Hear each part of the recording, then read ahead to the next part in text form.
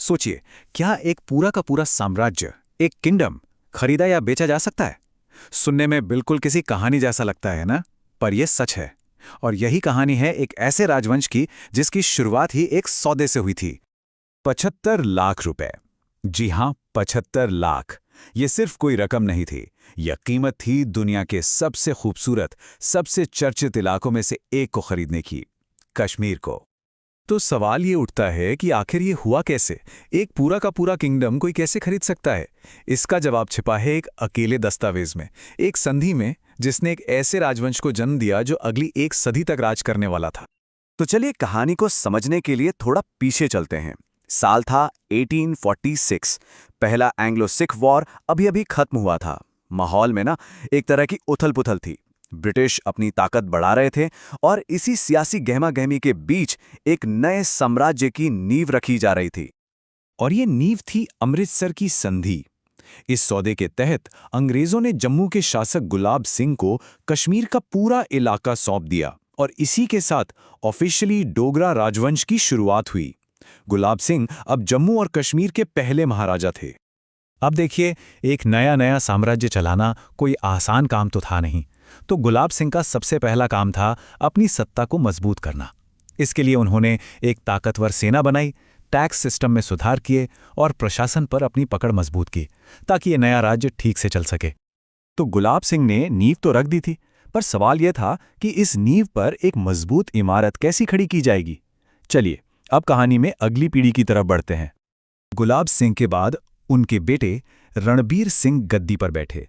उन्होंने अपना ध्यान फौज से हटाकर समाज के ढांचे पर लगाया। उनका मानना था कि किसी भी राज्य को स्थायी बनाने के लिए कानून और व्यवस्था सबसे जरूरी चीज है। और इसी सोच के साथ उन्होंने लागू की रणबीर दंड संहिता, यानी आरपीसी। ये सिर्फ कानूनों की एक किताब नहीं थी, बल्कि ये कश्मीर को एक बिखरे हुए इलाके से एक मॉडर्न ऑर्गेनाइज स्टेट बनाने की तरफ एक बहुत ही बड़ा कदम था। कानून के अलावा रणबीर सिंह ने शिक्षा, व्यापार और न्याय व्यवस्था जैसे क्षेत्रों पर भी खूब ध्यान दिया।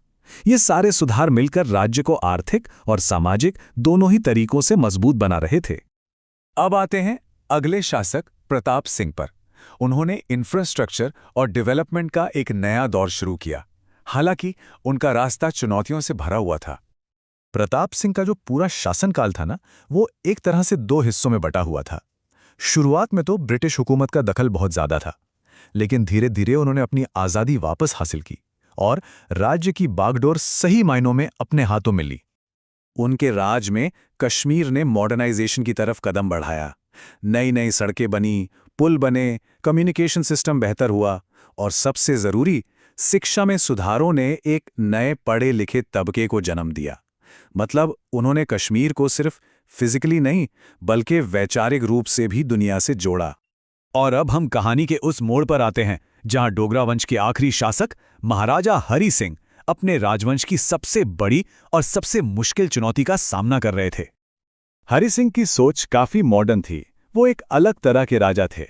उन्होंने एक ऐसा कदम उठाया जिसकी उस जमाने में किसी महाराजा से उम्मीद नहीं की जाती थी। उन्होंने लोगों को शासन में थोड़ी हिस्सेदारी देने की शुरुआत की। साल 1934 में उन्होंने प्रजा सभा बनाई, जो एक तरह की पीपल्स असेंबली थी। ये पहली बार था जब कश्मीर के आम लोगों को अपनी बात रखने का एक मंच मिला, भले ही उसकी ताकत सीमित थी।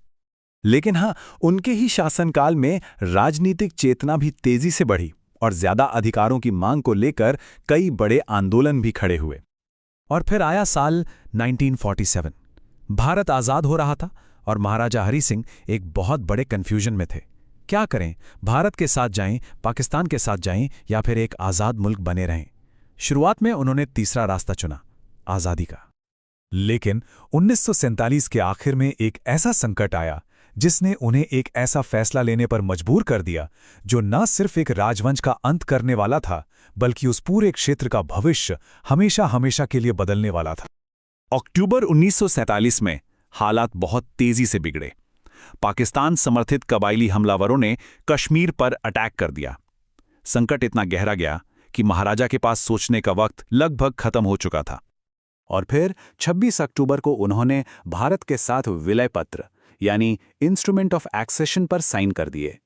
इस एक दस्तखत ने कश्मीर को भारत का अभिन्न अंग बना दिया और 101 साल पुराने डोगरा शासन का अंत कर दिया। तो इस पूरे सफर पर एक नज़र डालते हैं। शुरुआत हुई गुलाब सिंह से, जिन्होंने एक संधि से साम्राज्य बनाया। फिर आए रणबीर सिंह, जिन्होंने कानून की नींव रखी। उनके बाद प्रताप सिंह ने आधुनिकीकरण किया, और आखिर में हरि सिंह, जिनके एक फैसले ने इतिहास की दिशा ही बदल दी।